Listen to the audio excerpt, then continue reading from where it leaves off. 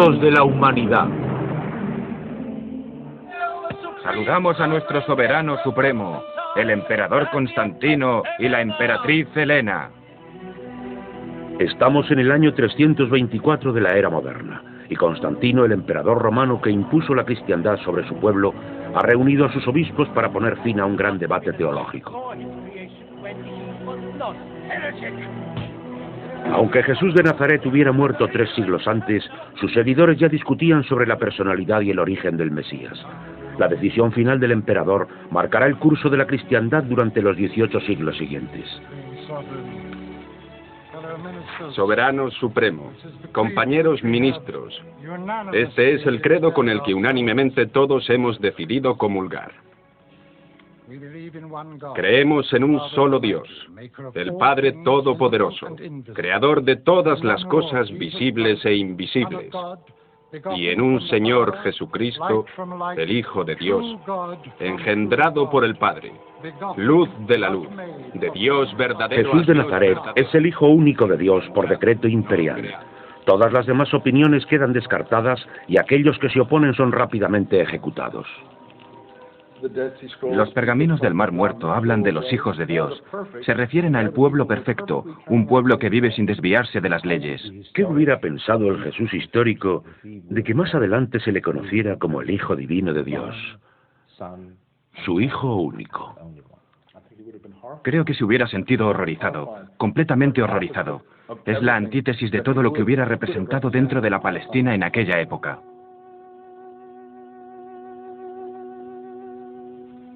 Hace 10 años, el historiador Robert Eisenman sacó a luz los pergaminos del Mar Muerto.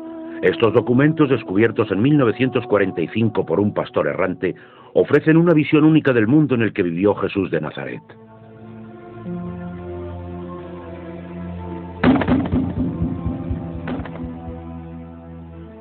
La nación de Israel construyó esta ermita para guardar los pergaminos. Pero Eisenman no tuvo ningún tipo de apoyo a la hora de respaldar sus teorías de que estos pergaminos hablan directamente sobre Jesús, acusando a este de haber sido un agitador y un fanático. Hoy en día nadie le presta atención a sus suposiciones. Pero a pesar de esto, nadie ha sido capaz de confirmar la supuesta falta de validez de sus teorías, unas teorías que durante 10 años han fascinado a muchos. ¿Quién era realmente Jesús? ¿De dónde venía? Jesús fue un judío durante toda su vida. Nació judío y murió judío. Pero se hubiera sentido horrorizado ante lo que se ha hecho en su nombre en la era cristiana. Si hoy en día descubriéramos un texto hablando de un tipo nacido de una virgen, cuyo padre era Dios Todopoderoso y que andaba sobre el agua y volvía de la muerte, pues sabríamos de inmediato que tendría que tratarse de una fantasía.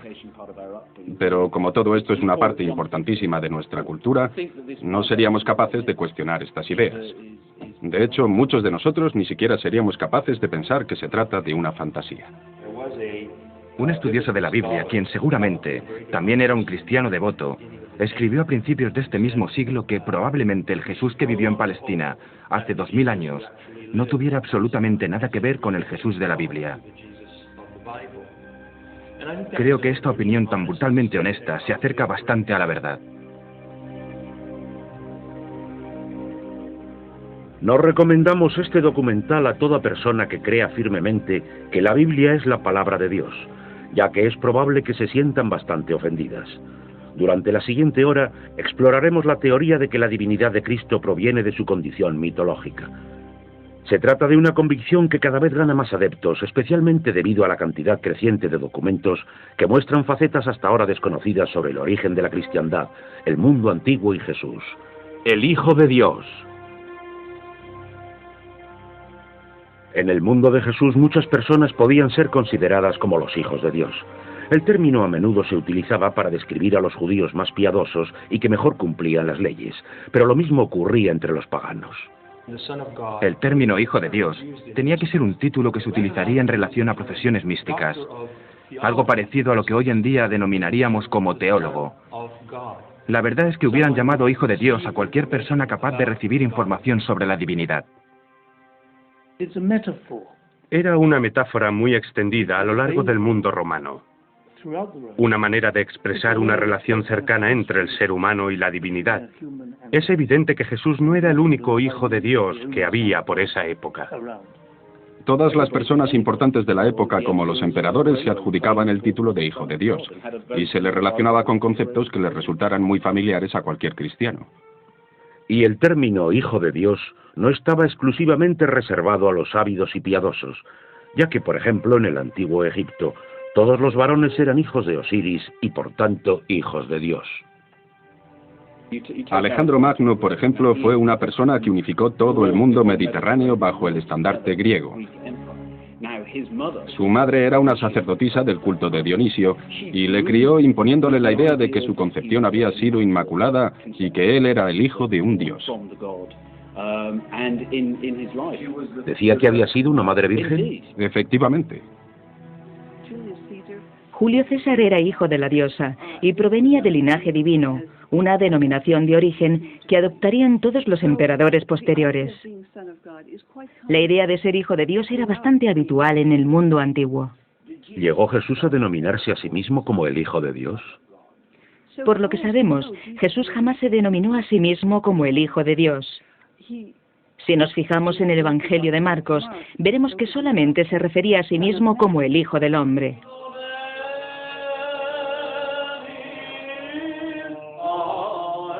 Aún así, esta noción de que Jesús era el único Hijo de Dios es una de las bases inamovibles de la tradición cristiana.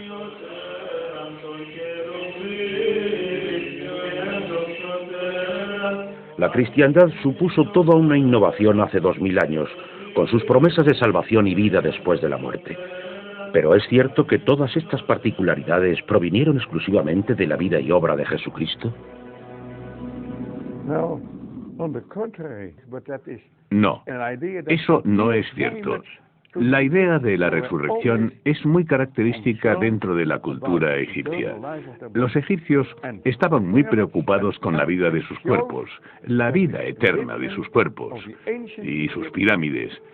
Son evidencia de que la religión de los antiguos egipcios le rendía culto a la vida después de la muerte, a una vida en el cosmos después de la muerte, de la naturaleza en la primavera. A sus 88 años, el holandés Gilles Kipel, antiguo profesor de Harvard, sigue estando considerado como una de las mayores autoridades mundiales sobre las primeras tradiciones cristianas. El difunto aparece ante el tribunal de la última balanza. En un lado de la balanza hay una pluma muy fina, mientras que en el otro está la vida del difunto. El hombre que está ante la puerta es el que guarda la entrada de la sala de verdades absolutas. Y ahí también tenemos a Osiris. Es un dios que llega a la tierra disfrazado de hombre. Trae grandes conocimientos, enseña la forma correcta de reverenciar a los dioses. De alguna manera es el que trae la civilización, pero que después sufre una cruel muerte a manos de las fuerzas del mal. Después de su resurrección, asciende hacia el cielo, donde será el juez de todas las almas hasta el final de los tiempos. Todas las tumbas egipcias contienen algún tipo de referencia a estos eventos. Los egipcios creían que Osiris estaba representado en el firmamento por la constelación de Orión, una buena pastora entre las estrellas para las almas que deambulan por el cielo. Pero este no es el único precedente histórico que se adelanta a los conceptos característicos de la cristiandad. Los escritores Tim Fricke y Peter Gandy ya han realizado numerosos estudios sobre las religiones antiguas. ¡Qué imagen más bestia! ¿Cómo has dejado que pusieran esto en la portada de tu libro? Bueno, la verdad es que este artefacto tuvo una importancia tremenda dentro de la investigación. Se trata de un talismán, un amuleto. Es muy pequeño, del tamaño de mi pulgar, y muestra lo que en principio parece Jesús en la cruz. Pero la inscripción que hay en griego nos cuenta que se trata del dios pagano Dionisio que muere para resucitar más tarde. Esto nos hizo darnos cuenta de que este dios pagano pudo haber muerto exactamente de la misma forma en la que se nos cuenta que murió Jesús. Fue una de las pruebas conclusivas. Mucho de lo que conocemos sobre Jesús parece haber sido adaptado directamente de la mitología pagana. ¿Baco no era el dios del vino y el jolgorio? Así es, pero también era el dios de la iniciación.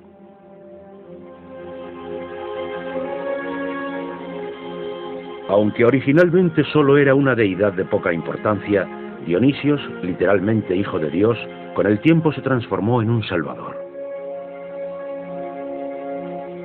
Esta figura divina muestra un parecido asombroso con las tradicionales imágenes cristianas de Jesús tendido en el regazo de su madre.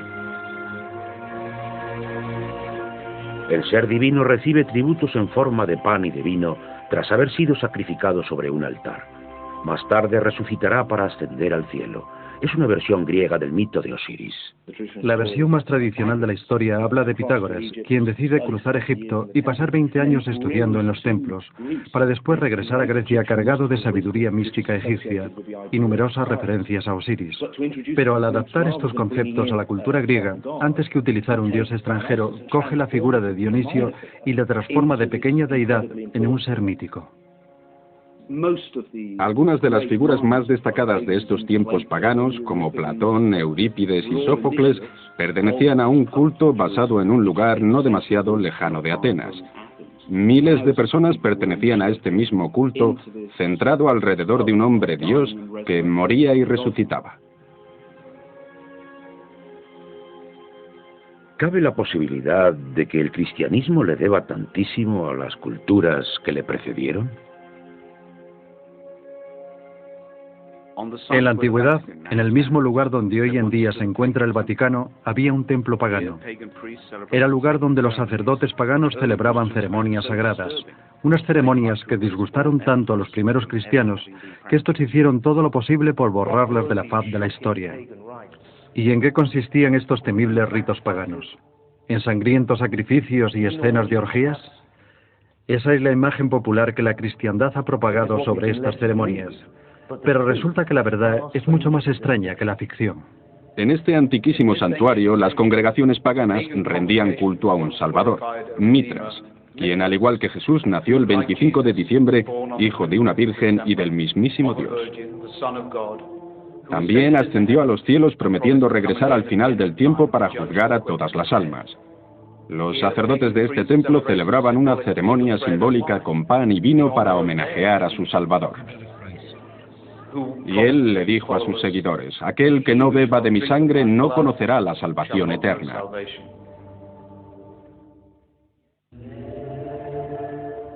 Al igual que el egipcio Osiris, a Mitra, de origen persa, se le asociaba con la constelación de Orión dentro del firmamento.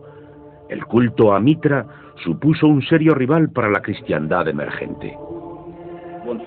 Un erudito famoso dijo que de no haber triunfado la cristiandad, hoy en día seríamos todos mitraicos. Se trata de una deidad que es un salvador divino, es el Hijo de Dios y de una mujer mortal. Es Dios encarnado, nos trae la sabiduría, nos trae una nueva religión, y al igual que todo buen místico, pone en entredicho el poder de las viejas autoridades. Es un personaje destacable, hace milagros, y al igual que Jesús, convierte el agua en vino en una boda. Finalmente muere en Semana Santa para resucitar 3 días más tarde y ascender a los cielos. Existen escritos que dicen cosas como: si compartimos la sangre y el cuerpo de Dios hombre, también seremos resucitados. Toda esta temática que hará asociarnos con Jesús ya existía previamente en la historia de Dionisio y también de Osiris. ¿Qué hicieron los primeros cristianos para poder diferenciar todas estas similitudes? Bueno, hubo 2 tipos de estrategia. Los primeros cristianos simplemente alegaban que se trataba de una imitación diabólica, una especie de plagio por anticipado. Según ellos, se supone que el diablo copió estas ideas de antemano porque sabía que todo eso iba a ocurrir, y creó todos estos mitos en los siglos precedentes para confundir a todo el mundo y que cuando llegara el verdadero Jesús nadie lo tomara en serio. Esa era una de las ideas que propagaban los cristianos del siglo II.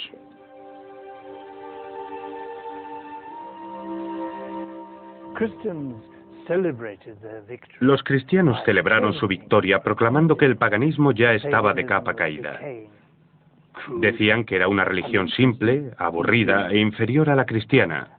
Pero todo eso era una fantasía cristiana, ya que, de hecho, el paganismo seguía muy vivo.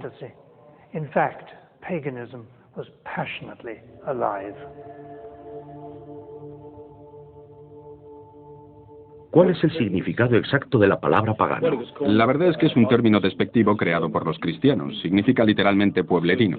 Utilizaron esta palabra para implicar que estas personas que habían construido las pirámides, que nos habían dado las obras de Eurípides y Sófocles y los escritos de Platón, eran gente primitiva, supersticiosa y sin ningún valor moral. ¿Qué hizo cambiar tu opinión sobre el paganismo? Tuvo mucho que ver con mis estudios sobre la espiritualidad y el descubrimiento de la riquísima filosofía mística que hay en el corazón de esta. Esta filosofía es el origen de muchas de las características de las que hoy en día consideramos la cultura occidental, en una forma espiritual que no tenía nada que ver con el primitivismo. De hecho, se trata de una cultura muy sofisticada. Las catacumbas. Estas imágenes parecen típicamente cristianas, pero este buen pastor no es otro sino el dios redentor Atis, de Oriente Medio. Por mucho que el mensaje cristiano, amar a tu enemigo, nos parezca revolucionario, y aunque se distancie mucho de la tradición judaica de ojo por ojo y diente por diente, dentro de la filosofía pagana encontramos sentimientos tales como que el destino del filósofo es el de acabar azotado como un asno, y que hay que amar a todo aquel que nos haga daño, que hay que ser un hermano y un padre para toda la humanidad. Yo, al igual que cualquier otra persona que haya crecido dentro de esta cultura, fui educado para hacer una distinción clara entre el monoteísmo y el politeísmo, poniendo, cómo no, el monoteísmo siempre por encima. Pero con el tiempo mi opinión ha cambiado por completo, porque una de las ideas fundamentales del politeísmo pagano es una sensación omnipresente de unidad. Hay un Dios, una unidad que está más allá de la propia idea de Dios. Este es el Ser Supremo, al que podemos aproximarnos a través de muchas máscaras. El motivo por el que es la unidad impersonal es porque un solo rostro jamás será capaz de reflejar la gloria de esta unidad.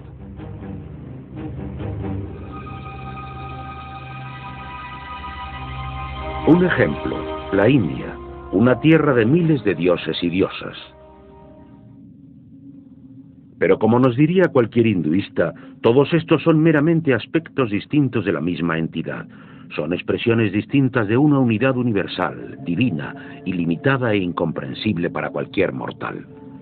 El problema con el monoteísmo es que nos hace pensar que las cosas han ocurrido de una sola manera. Se glorifica a un personaje en particular, como si éste fuera capaz de resumir la divinidad. Es algo muy extendido dentro de nuestra cultura. Jehová, el dios tribal judío, es una de las muchas caras de Dios, aunque también podríamos decir que era una de las muchas maneras con las que las personas de la época se relacionaban con la divinidad. Hasta que alguien dijo, no, este es el auténtico rostro de Dios. Esta es una de las maneras a través de las cuales la cristiandad se convirtió en una religión autoritaria. Por contraste, normalmente el paganismo es una forma de culto espiritual de lo más permisivo. Siempre promueve la diversidad, porque sabe que aquello que pretende expresar no puede ser expresado de una manera corriente, ya que no tiene características tangibles. Realmente se trata de un concepto místico. Pero no se trata de una cuestión de politeísmo o monoteísmo. Lo más importante es su entendimiento de la religión. ¿Qué explicación utilizaban los antiguos para dar sentido al misterio? Apenas quedan testimonios hoy en día, pero parece ser que muchas de sus ideas también fueron expresadas por Platón.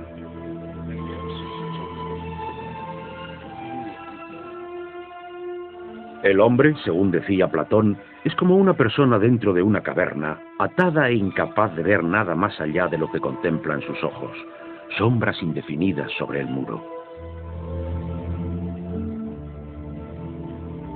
Sombras que tan solo son el reflejo del mundo real que pasa por detrás de él.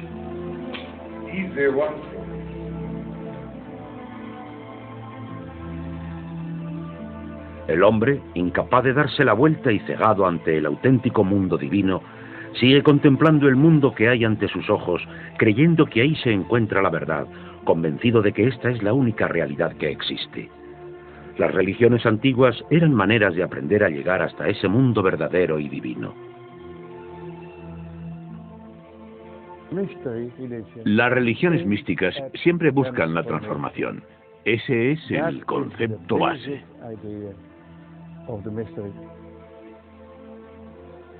Pretendían transformarse para ver la verdadera realidad, la esencia, lo que ellos llamaban la gnosis.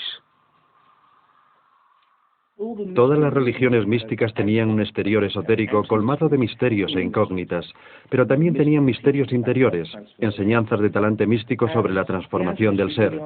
Todos los misterios exteriores estaban ahí por una sola razón: era algo que estaba disponible para todo el mundo. Pero mientras tanto otros vieron una realidad mística mucho más profunda bajo la superficie de esta historia. Para ellos, la historia era simplemente una alegoría que no hablaba solamente de Dios, sino también sobre ellos mismos. Se trataba de un mensaje más profundo que les ayudaba a comprender el misterio de la vida y a enfrentarse a la inevitable realidad de la muerte. Todas las vertientes religiosas se encuentran situadas en dos extremos muy concretos. Por un lado tenemos las que tienen una concepción fundamentalista y por otro tenemos a los gnósticos o místicos. Pero los gnósticos o místicos, los filósofos paganos, también están atacando a sus propias facciones literales o fundamentalistas, facciones que creen que el culto literal a un ídolo es algo maravilloso. Los místicos dicen que no han entendido de qué va la historia. En conclusión, existía un entendimiento esencialmente místico sobre el milagro y los misterios de la vida. El lenguaje con el que éste se expresaba variaba mucho. Una de las maneras en las que se difundía el mensaje era a través de la alegoría, un lenguaje mítico y a través de historias. Uno de los mitos más importantes para entender la tradición cristiana es el mito del Hijo de Dios, y este realmente tiene sus orígenes en los egipcios y Osiris. Este mito lo encontramos más tarde reflejado en figuras como Dionisio de Grecia, Adonis, Mitra y todos esos. El número es bastante alto. Podemos decir que este proceso se sigue desarrollando de esta misma manera hasta el siglo I, cuando los judíos hicieron exactamente lo mismo y cogieron su figura mítica, el Mesías, Josué o Jesús, para transformarlo en esta especie de Dios hombre que muere y resucita. Jesús de Nazaret, a ojos de sus compañeros, era un hombre que hablaba de las verdades de la vida. ¿Eran estos compañeros gnósticos, místicos que enmarcaron tanto su vida como su muerte dentro de una alegoría gnóstica? ¿Se convirtió Jesús en el símbolo que utilizarían para dar a conocer un mensaje oculto mucho más profundo? Es un personaje dentro de una alegoría que nos cuenta que todos podemos experimentar la transformación tras ser iniciados.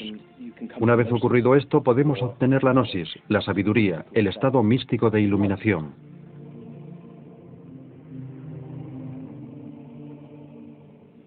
Toda esta ideología mística era de lo más común en la antigüedad. Es el talante intelectual que preponderaba en la época.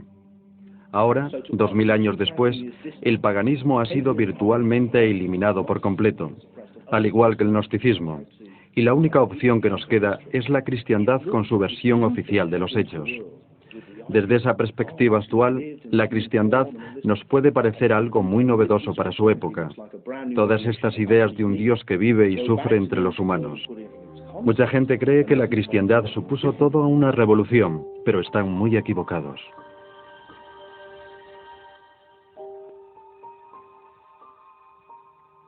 La recreación de la historia de Jesús era solamente el primer paso dentro de la espiritualidad cristiana, el misterio exterior. El significado real era explicado más tarde, cuando el estudiante estaba espiritualmente preparado, por un maestro iluminado. Se impartía una sabiduría mística sobre Dios que iba más allá del dogma. Aunque es cierto que siglos más tarde hubo muchos místicos cristianos que a través de la intuición llegaron a este nivel simbólico más profundo, nosotros como cultura solo nos hemos quedado con los misterios superficiales. Me da la impresión de que nos hemos quedado con la forma, pero que nos hemos perdido la sustancia. 300 años después de la muerte de Jesús, el emperador Constantino le pidió a la Iglesia que formalizara el credo cristiano. El dogmatismo convirtió a Jesús en el Hijo de Dios. ¿Se trata de la conclusión de un proceso a través del cual la forma usurpó al significado? ¿Quién era el verdadero Jesús? El rostro que veremos salir de esta reconstrucción tendrá características muy similares al rostro que tuvo esta persona antes de morir. No paramos de manipular su imagen, de estipular quién y cómo era. Hace poco un programa televisivo le retrató como una especie de judío populista de hace 2000 años. Pero, ¿qué datos históricos reales poseemos sobre la figura de Jesús? Estamos convencidos de que hace 2000 años existió un líder sectario judío llamado Jesús, que fue crucificado por una combinación de romanos y judíos, el alto sacerdote y todos sus seguidores. Pero eso es todo lo que sabemos sobre él con seguridad. La única referencia contemporánea que existe sobre él proviene del historiador Flavio Josefo, quien tan solo le dedica unas pocas palabras, aunque cabe la posibilidad de que éstas fueran insertadas mucho más tarde. La Biblia describía a Jesús en minucioso detalle, pero los evangelios varían enormemente entre sí. Por ejemplo, en el momento crucial en el que sus seguidores oyen que el Señor ha resucitado, el Evangelio de Marcos nos habla de un hombre ataviado de blanco contándoselo a 3 mujeres. El de Lucas describe a 3 hombres y 3 mujeres encontrándose con 2 ángeles. En el de Mateo son 2 mujeres que ven al ángel, mientras que Juan nos asegura que es María Magdalena la que ve a los ángeles. Dentro del Nuevo Testamento no hay ningún tipo de consenso sobre el milagro de la resurrección. A finales del siglo II, algunos teólogos argumentaban que no solo estaba Jesús vivo, sino que experimentó toda una resurrección física y que regresó de la muerte de forma corpórea. Esa es la convicción que se ha visto institucionalizada dentro de la religión, pero es algo que no tiene nada que ver con los orígenes del cristianismo. Nos resulta muy difícil hablar sobre el Jesús histórico. Es evidente que los evangelios no se escribieron con fin de reflejar la verdad histórica. No siguen un criterio académico, están escritos como si fuera una biografía, pero su finalidad no es hablarnos del Jesús que existió. Están ahí para comunicar sus convicciones de que este hombre era el Mesías de Dios y para convencer a su audiencia de cualquier manera posible. Los evangelios son un conjunto de enseñanzas religiosas, pero no son documentos históricos. Los evangelios son mitos populares a los que se les ha pretendido dar respetabilidad histórica. La realidad histórica de Jesús es una de sus mayores bazas. Nos dicen, mirad, estamos contando una historia real, pero es muy improbable que los evangelios fueran documentos contemporáneos. Los evangelios fueron escritos en las ciudades del Mediterráneo oriental en griego, y por hombres educados, no por aquellos pescadores que, según los mismos, fueron los seguidores de Jesús. Los evangelios fueron escritos décadas después de la muerte de Cristo, cuando el recuerdo de su vida y su sufrimiento ya estaba abierto a interpretación. Se escribieron en una época muy turbulenta, la de la Revolución Judía y la destrucción total de Israel a manos de los romanos, quienes liquidaron a cualquier persona que pudiera haber conocido al propio Jesús. Marcos, Lucas y Mateo escribieron sus evangelios más de 2 generaciones tras la muerte de Jesús. El cuarto, el Evangelio de Juan, se escribió casi 3 generaciones más tarde, pero estos no fueron los únicos evangelios. Sabemos que los seguidores de Jesús leían muchos tipos de evangelios. Los leían, los escribían y además también le prestaban atención a otro tipo de escritos. Epístolas, poemas, himnos y todo ese tipo de cosas. Hoy en día la cristiandad nos parece una religión muy diversa. Tenemos baptistas, ortodoxos rusos, calvinistas, católicos. ¡Cuánta variedad! Pero si volvemos atrás hasta el siglo I, es probable que esta variedad fuera todavía más grande. Aún no existía un canon fijo sobre las escrituras del Nuevo Testamento y por tanto no había ningún credo fijo bajo el cual unir a todos los cristianos del mundo. Me parece un hecho fascinante que todos estos grupos que podríamos englobar dentro del cristianismo poseían aún más diversidad de sus homólogos contemporáneos. Jesús, sus compañeros y sus primeros seguidores eran todos judíos, cristianos judaicos. Las costumbres y el credo de estos cristianos originales, tan próximos al auténtico Jesús, se han perdido con el paso de los siglos. Pero últimamente han aparecido algunos documentos que quizás pueden arrojar algo de luz sobre sus creencias. Giles Quispel ha jugado un papel fundamental a la hora de reafirmar su validez. Las revelaciones que contienen son sorprendentes. Los cristianos judaicos no dicen nada sobre el valor del sacrificio de Cristo en la cruz.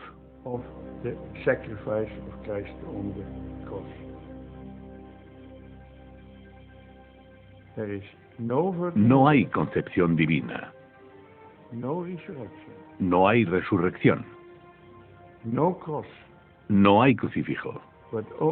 Solo tenemos las palabras de Jesús, que para ellos es la personificación de la sabiduría divina.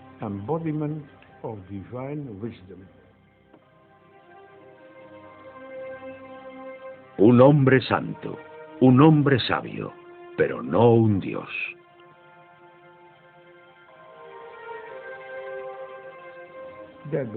Creían que Jesús era un iluminador iluminado, un maestro. Fue un hombre que mostraba el camino hacia la divinidad. Sus primeros seguidores predicaban una religión muy distinta a la cristiandad de hoy en día, y muchos de los conceptos de esta última les hubieran resultado aberrantes.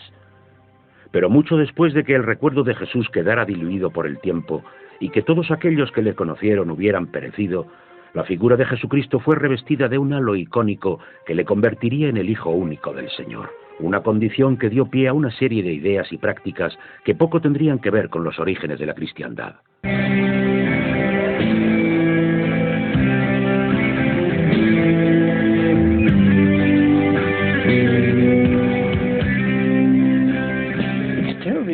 Me parece fascinante que para los cristianos de hoy en día la Navidad sea la fiesta principal de su religión. Se ha convertido en el festival más importante del año.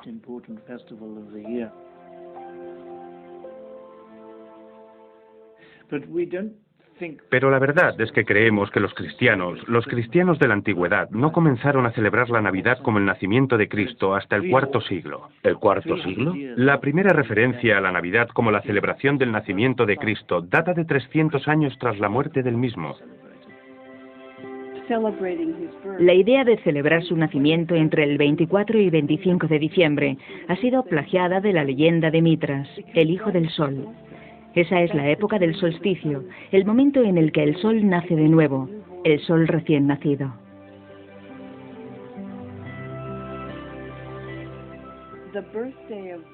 El cumpleaños del invencible dios del sol, al que reverenciaban los romanos, fue apropiado por los cristianos para simbolizar el nacimiento de Jesús.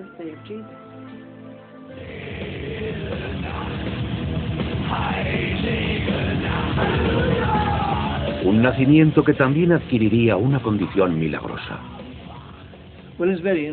Me parece fascinante que la concepción milagrosa de Jesús, que el nacimiento divino, el nacimiento virginal, sea tan importante, especialmente para los católicos dentro del credo cristiano.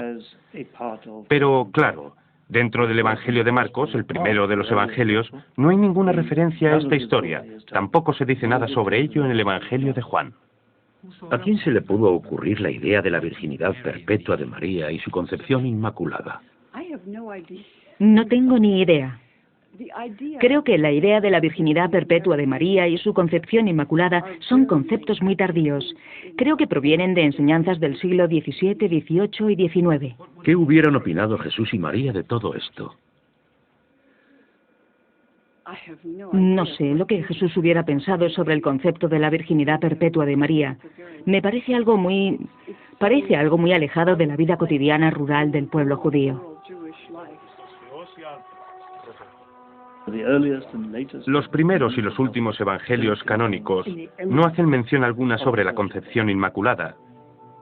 Esto puede ser porque ni Marcos ni Juan conocieron la historia, o porque sí la conocían, pero decidieron no incluirla.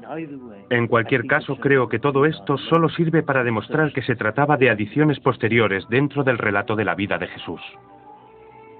El nacimiento divino y la concepción inmaculada son cuestiones esenciales para dar validez a la existencia de un Dios nacido entre los hombres. Pero ¿nació Jesús al mismo tiempo que la divinidad que conocemos como Jesucristo? Esa es una pregunta muy interesante. Entre los cristianos antiguos había muchas diferencias de opinión sobre el momento en el que Jesús se hizo divino.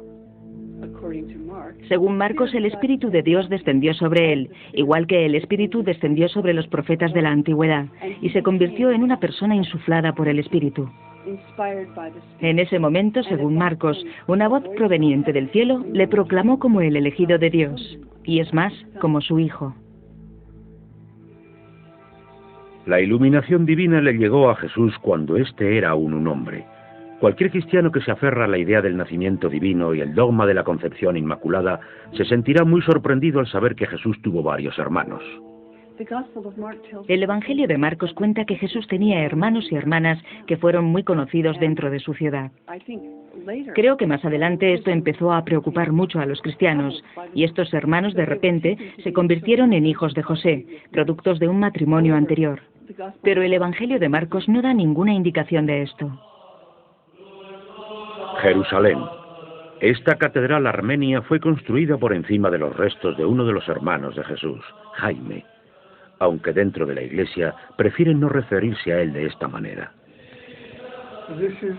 Este santuario fue construido con el nombre de San Jaime, el hermano del Señor, que era primo de Jesús a través de José. Fue el primer obispo de Jerusalén, y sus restos yacen bajo el altar principal.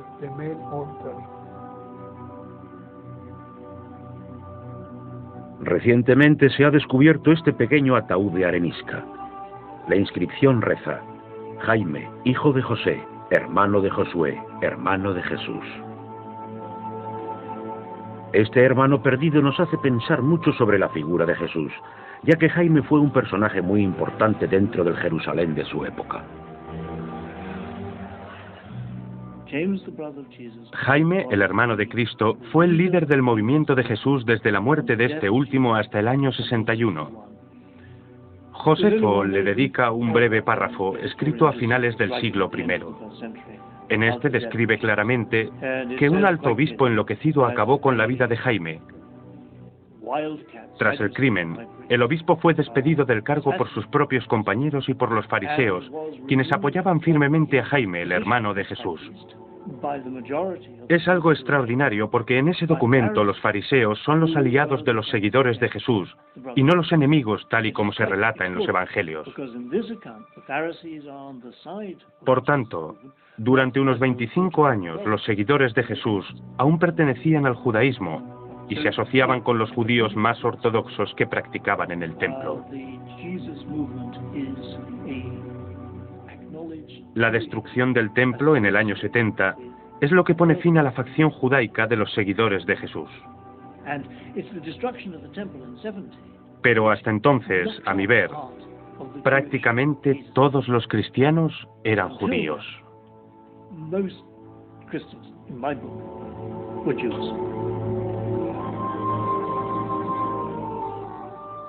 Judíos que habían encontrado a su Mesías.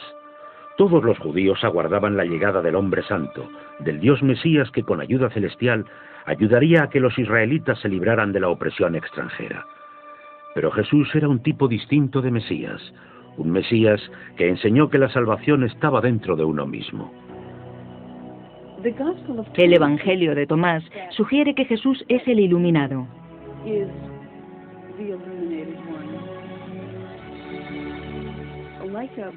Al igual que un Buda, la iluminación no significa que sea distinto al resto de los humanos. Simplemente es alguien que ha experimentado el pleno potencial espiritual de la naturaleza humana.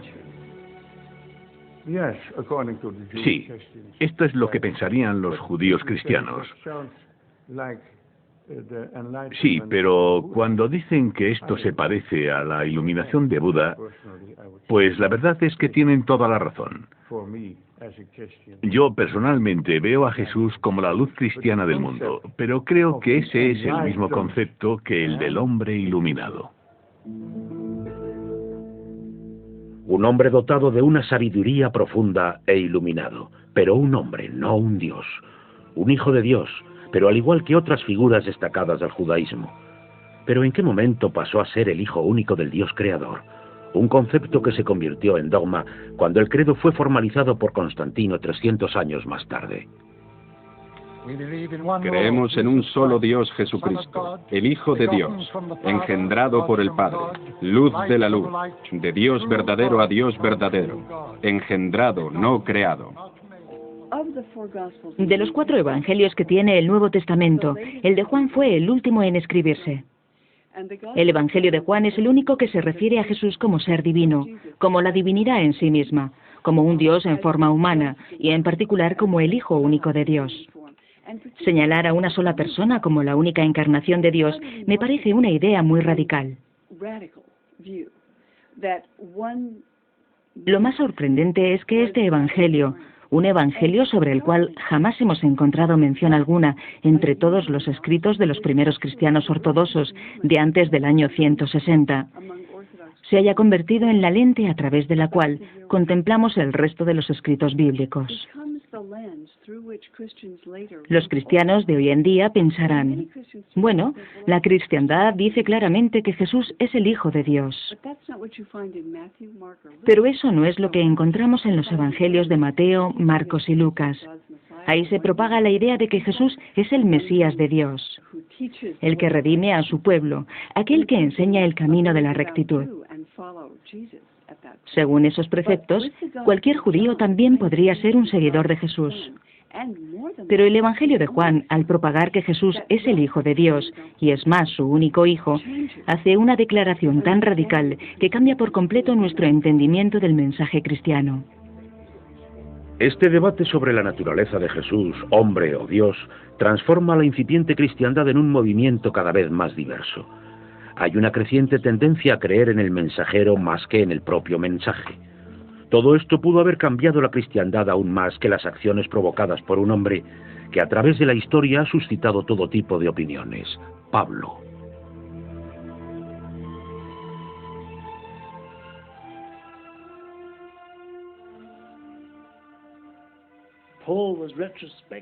Pablo, con el tiempo, fue reconstruido como el héroe que creó, que volvió a crear la iglesia cristiana.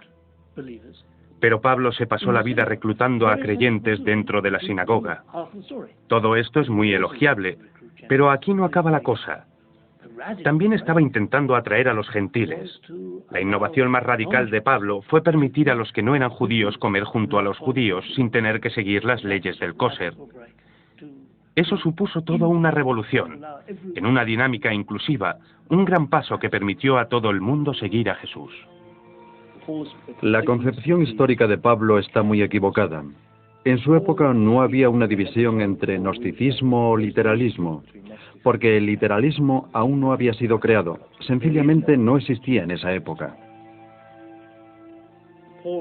La vida de Pablo se desarrolla antes del literalismo.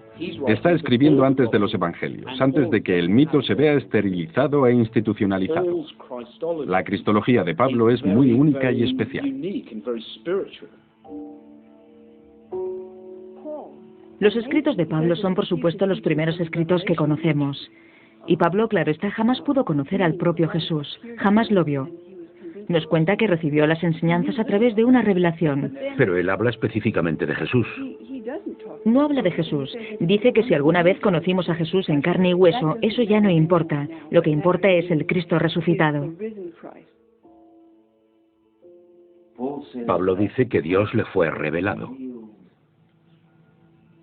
Dentro de él, no frente a él.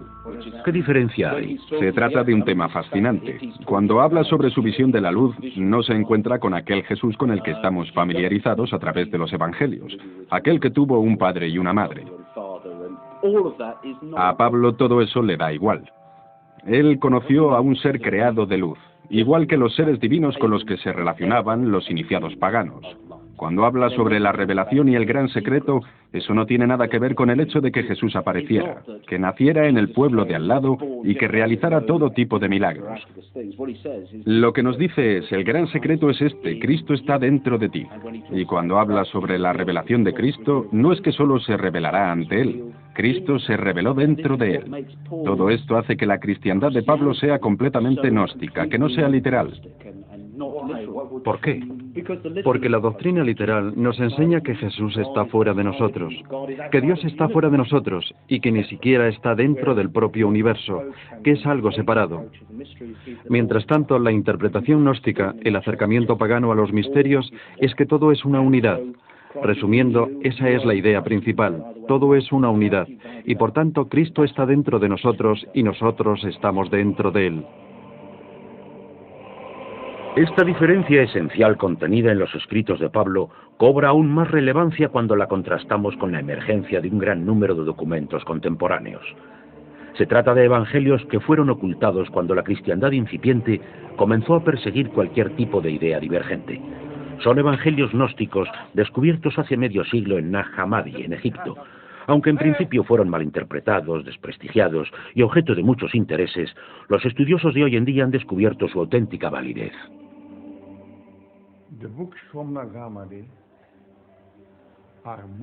Los escritos de Nag Hammadi son incluso más importantes que los pergaminos del Mar Muerto, ya que arrojan nueva luz sobre la historia de la cristiandad, de Jesús y de Dios.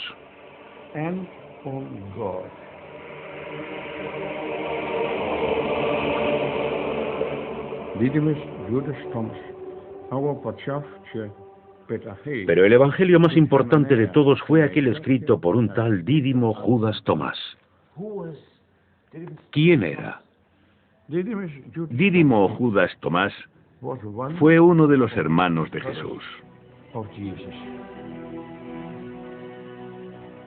La religión cristiana nos ha enseñado que Tomás fue el apóstol incapaz de creer que Jesús, tras su muerte, resucitó en carne y hueso, como un cuerpo físico lleno de heridas y estigmas. Tomás, el que dudaba, del que ahora se cuenta que era el discípulo más fiel de su maestro. ¿Aquel que mejor supo entender a su hermano? Pues según el Evangelio de Tomás, sí. Aunque supuestamente escrito por Tomás, este documento es posterior a su vida, aunque anterior a los evangelios canónicos.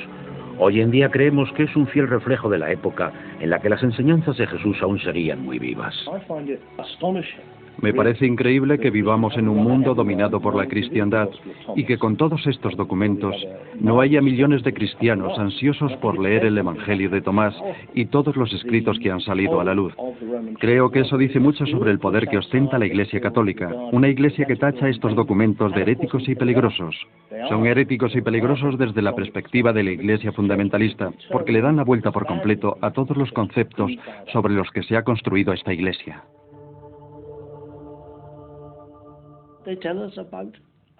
Nos hablan de toda una variedad de maneras válidas para hallar la salvación, ya sea a través de la contemplación, expandiendo la chispa divina que hay encerrada dentro de todos nosotros, comunicándonos con Dios buscando dentro de nosotros mismos. Se trata de un acercamiento individual a la divinidad sin la asistencia de sacerdotes u obispos. Parece atractivo. El gnosticismo era algo muy atractivo. Creo que es particularmente atractivo para la mentalidad moderna, ya que propone una religión para el individuo, no una religión mediada por una iglesia. Todo esto es esencial porque se trata de algo que los humanos han buscado siempre, que siempre han deseado. Todos queremos encontrar la divinidad dentro de nosotros mismos, pero eso es, a la vez, demasiado simple y demasiado complicado. Es como bañarte con miles de burbujas y que las burbujas se te metan en los ojos. Te sientes cegado, te sientes confuso, pero a la vez también te sientes más limpio.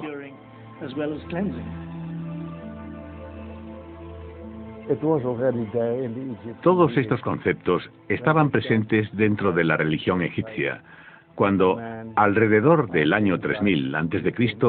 ya alegaban que el hombre, tras la muerte, se convertía en Osiris y que pasaba a formar parte de la divinidad. En el concepto básico de todos los misterios que había dentro de las culturas romanas y helenísticas, los mitos de Isis, de Mitra, de Adonis y todas esas cosas.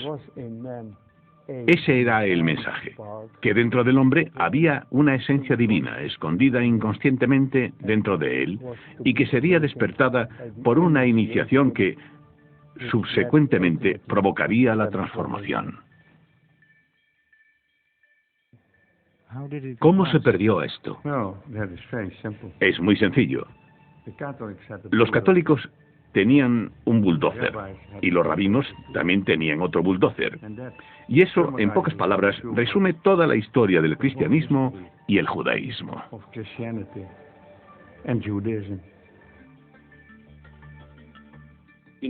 Cualquiera que quiera construir una iglesia tiene que decir que la salvación solo es posible a través de y con la ayuda de la iglesia, o el representante de Dios en la tierra, el Papa. Y esa es la única manera. Mientras tanto, los gnósticos nos vienen a decir, tiene que ver con lo que puedas hacer tú, ahora mismo, aquí mismo, y para eso no necesitas la aprobación de ningún obispo. Cualquier persona que quiera entender verdaderamente el cristianismo, que quiera entender el paganismo, ha de saber que todo se trata de un viaje de autodescubrimiento. Es toda una búsqueda para hallar aquella parte de nosotros que es incapaz de morir. Es el descubrimiento de que ya somos inmortales, porque nuestra esencia no está en el cuerpo. Cometemos el error de sentirnos identificados con estos cuerpos individuales. La moral de la historia es que tenemos que dejar morir esa identidad del cuerpo que hay colgado sobre la cruz y que después tenemos que resucitar hasta llegar a nuestra identidad verdadera, la del Hijo de Dios, el Cristo, Osiris o Dionisio. Y así todos seríamos hijos de Dios. Al percatarnos de nuestra identidad verdadera, todos somos hijos de Dios. Entonces, bajo esa perspectiva, todo el mito, toda la historia de la crucifixión y la resurrección es un modelo a seguir para todos. Un modelo, sí, exactamente. Un modelo a través del cual podemos ser iniciados.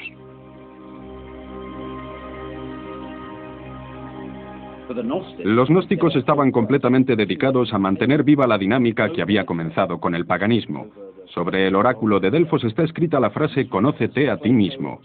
Se trata de la misma búsqueda que estaban realizando Platón y Sócrates, una búsqueda que continuaron los gnósticos.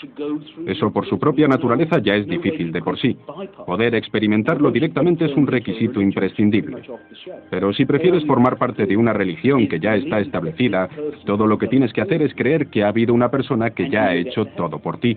Y así llegarás al cielo. Solo tienes que creer en Jesús. Y eso te abrirá las puertas del paraíso. Mientras tanto, los gnósticos proponían que todos podíamos convertirnos en Cristo. Se trata de una religión completamente distinta, y la verdad es que después de haber estudiado el gnosticismo, es fácil ver por qué el cristianismo triunfó de esa manera. Era inevitable.